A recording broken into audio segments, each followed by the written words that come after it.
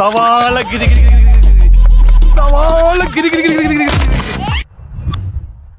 ഈ നാടിനൊരു നാഥനില്ലാതായിരിക്കുന്നു. അവർക്കൊരു നാഥനേ ഉള്ളൂ, അത് പിണറായി വിജയനാണ്. പക്ഷെ എന്തു ചെയ്യാനാണ്, ആ നാഥനും അനാഥനായിരിക്കുന്നു.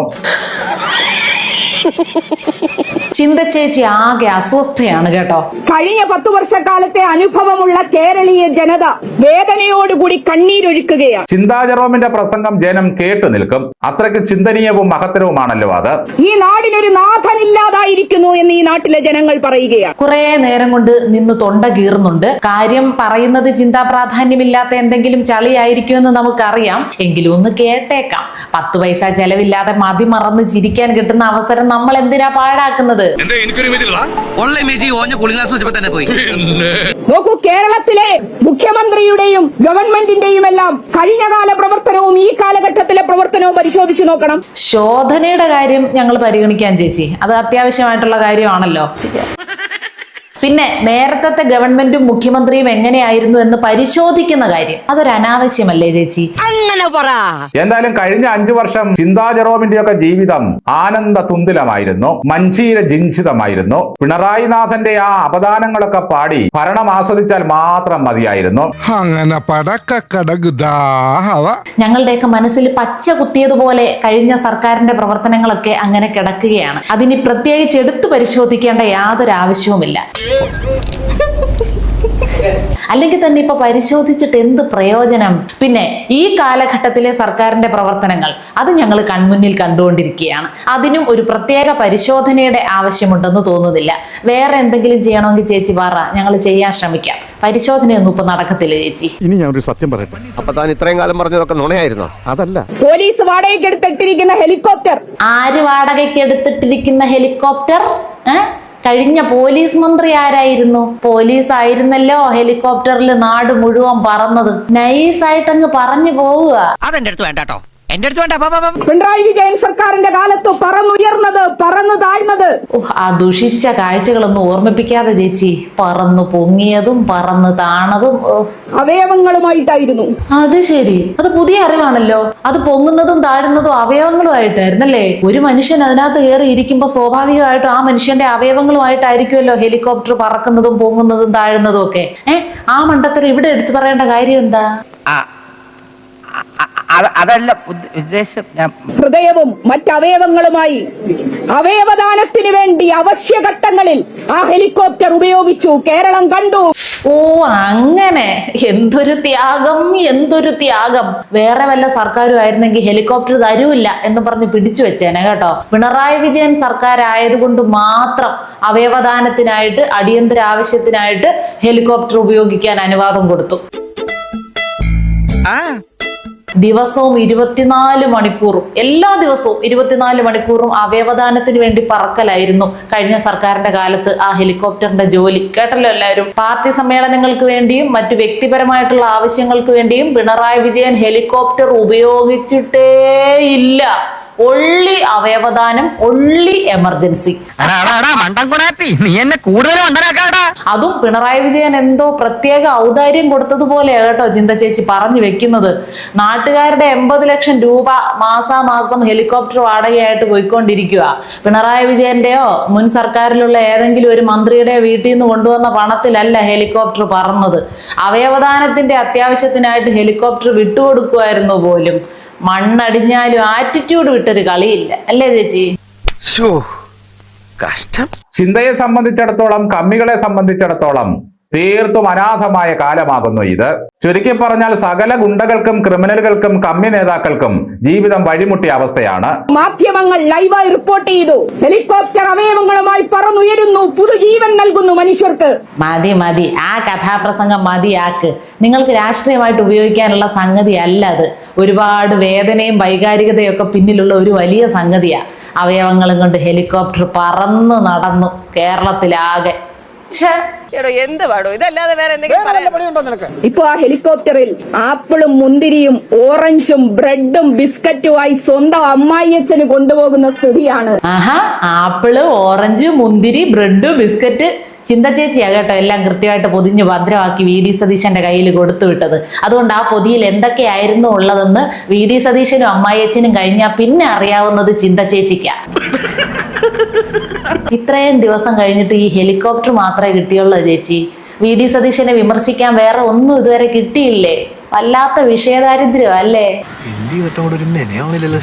എന്തായാലും ചിന്തയൊക്കെ ശരിക്കും ഇനി അധ്വാനിക്കേണ്ടി വരും. എത്രയെത്ര മുദ്രാവാക്യങ്ങൾ വിളിച്ചാൽ പറ്റും, എത്രയെത്ര വേദികളിൽ തീപാറുന്ന പ്രസംഗങ്ങൾ നടത്തിയാൽ പറ്റും. ഇതാണ് സഖാവ് പിണറായി വിജയൻ ഗവൺമെന്റും വി ഡി സതീശൻ ഗവൺമെന്റും തമ്മിലുള്ള വ്യത്യാസം. അയ്യോ, സഖാവ് പിണറായി വിജയൻ ഗവൺമെന്റും വി ഡി സതീശൻ ഗവൺമെന്റും തമ്മിലുള്ള വ്യത്യാസം ഇത് മാത്രമല്ല, അതൊരു അജഗജാന്തരമാണ്. ഗവൺമെന്റുകളുടെ കാര്യം രണ്ടാമത് പറയാം. സഖാവ് പിണറായി വിജയനെ പോലെയാണ് വി ഡി സതീശൻ എന്ന് ആര് പറയും ചേച്ചി? ആരും പറയത്തില്ല. സതീശൻ വെറും മനുഷ്യനല്ലേ, പിണറായി വിജയൻ അങ്ങനെ ആയിരുന്നില്ലല്ലോ. അതാണ് സാധനം. മനുഷ്യനായതുകൊണ്ട് തന്നെ വി ഡി സതീശൻ ഉള്ളത് മാനുഷിക ഗുണങ്ങളാണ്. അവരെ രണ്ടുപേരെയും കൂടെ താരതമ്യം ചെയ്യാനേ പറ്റത്തില്ല ചേച്ചി. പിണറായി വിജയന് പകരം പിണറായി വിജയൻ മാത്രം, അത് ഞങ്ങൾ എപ്പോഴേ സമ്മതിച്ചു തന്ന കാര്യം. അതുപോലെ ഒന്നിനി ഇല്ല. കഴുകൻ, കുതിര, സൂര്യൻ, കാരണാഭൂതൻ, ഇരട്ടച്ചങ്കൻ, അങ്ങനെ അങ്ങനെ എത്രയെത്ര പര്യായങ്ങളാ പിണറായി വിജയൻ ഉള്ളത്.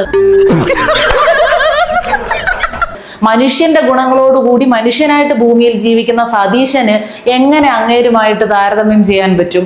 സതീശനെ താരതമ്യം ചെയ്യാൻ പറ്റുമോ? ഇല്ല. ഭരണപക്ഷം നല്ല നല്ല കാര്യങ്ങൾ ചെയ്യുമ്പോൾ ചൊറികുത്തിയിരുന്നിട്ട് കാര്യമില്ല എന്ന് ഞാൻ പ്രഖ്യാപിക്കുക. പിന്നെ ഗവൺമെന്റുകളുടെ കാര്യം ഒട്ടും പറയണ്ട.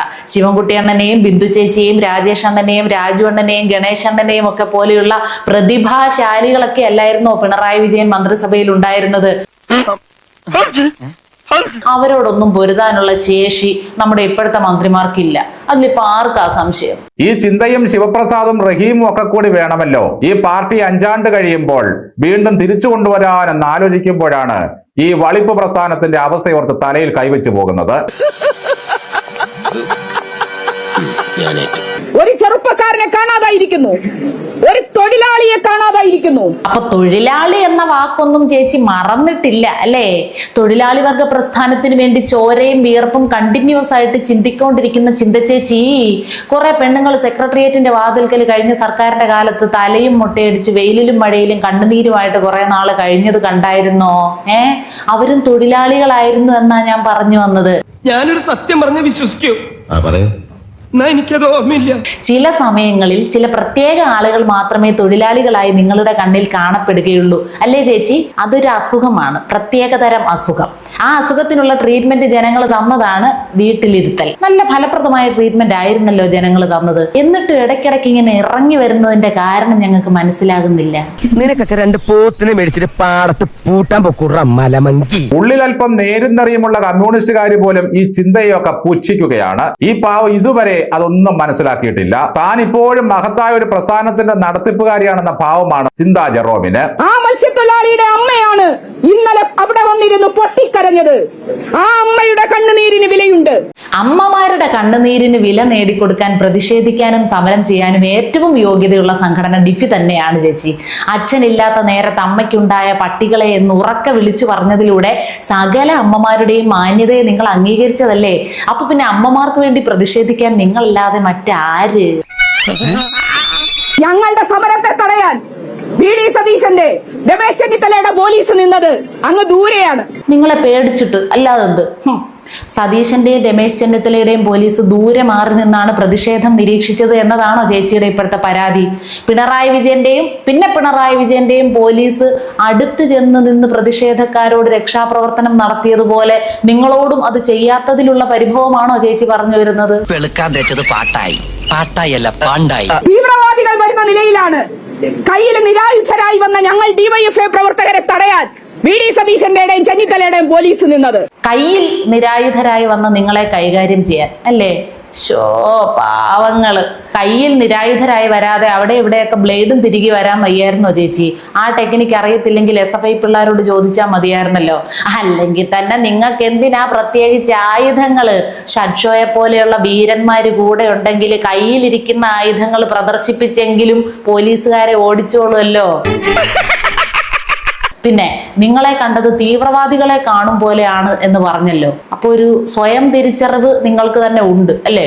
അത് മതി. വേണ്ട, ഒരുതരം ലോ ക്ലാസ്സുകളോട് സംസാരിക്കും പോലെ എന്റെ അടുത്ത് സംസാരിക്കണമെന്ന് പലതവണ ഞാൻ പറഞ്ഞിട്ടുണ്ട്. ആ ബാരിക്കേഡ് അവിടെ നിൽക്കുമ്പോഴും ഞങ്ങൾ തീരുമാനിച്ചത് ഈ കളക്ടറേറ്റിന്റെ നടയിൽ വന്ന് സമരം ചെയ്യുമെന്നാണ്. അത് ചെയ്യാൻ ശേഷിയുള്ള സംഘടനയാണ് ഡിവൈഎഫ്ഐ എന്ന് തെളിയിച്ചിരിക്കുന്നു. നിങ്ങളുടെ ശേഷിയെ കുറിച്ചൊക്കെ തന്നെ ഞങ്ങൾ ഈ പറഞ്ഞുകൊണ്ടിരിക്കുന്നത്. നിങ്ങളുടെ ശേഷിയിൽ ആർക്കാ സംശയം ഇല്ലാത്തത്? ഗംഭീര ശേഷിയല്ലേ. ഒരു പൊതിച്ചോറ് ഇങ്ങേറ്റം റെഡിയാക്കണമെങ്കിൽ നിങ്ങളുടെ ശേഷിയുടെ ഒരു 10 ഇരട്ടിയെങ്കിലും വേണം. പക്ഷേ ഒരു പ്രശ്നമേ ഉള്ളൂ, എന്താ ഡിഫി എന്ന് കേരളത്തിന് വെളിയിൽ ചെന്ന് ചോദിച്ചാൽ ആളുകൾ ഗൂഗിൾ ചെയ്യേണ്ട അവസ്ഥയാണ്. നാഥൻ 3-ാം തവണയും വരുമെന്നൊക്കെയാണ് ഈ പാവം ചിന്തയും കൊതിച്ചു പോയത്.